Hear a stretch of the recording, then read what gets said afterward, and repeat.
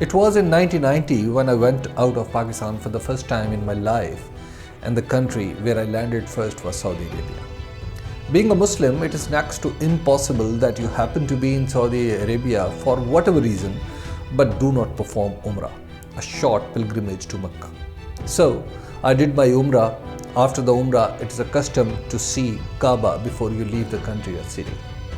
I had to catch a flight from Jeddah. Therefore, in the wee hours of a night of September, I went to Kaaba and found a middle-aged man almost hanging with the curtain of this holy cube and praying to Allah.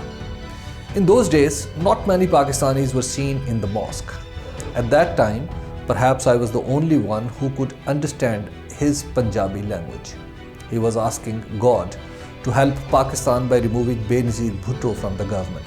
I was astonished at hearing him praying for a political object, but at the very moment, I realized that people back home are even more upset on her pathetic performance as first women Prime Minister of the country. The second thought was that if a government was being cursed so badly, it cannot stay in power for a long time. My thought proved to be true, and after only 3 months, the Benazir Bhutto's government was dissolved by the then president and a new election was called. What Benazir Bhutto did was turning political difference into enmity, lack of governance, polarization of society, bringing civil-military relation to hostility and mass recruitment of her political workers as government officials. It is almost 30 years past on this incident. Many governments came and went. Even Benazir Bhutto formed another government and her Pakistan People's Party came into power again after her assassination, but no government was as bad as hers. Now, the famous Pakistani cricketer Imran Khan is in power for the last 15 months. He inherited the country with a very bad economy, which is worse now.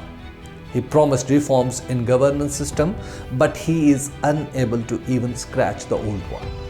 In his election campaign in 2018, he claimed the best team would run the country. Now it is his team that is regarded as the most unimaginative and unthinkably weak.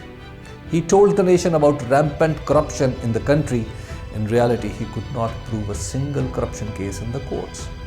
He raised the political temperature to such an extent where the political system is boiling and his political rivals have joined hands to dislodge him. He said he would invest in people, and during last 15 months, nothing may be called even a plan for this. He labelled bureaucrats for being loyal of his predecessor, former Prime Minister Nawaz Sharif, and lost control of bureaucracy. In brief, the country is in much worse condition than it was a year and a half ago.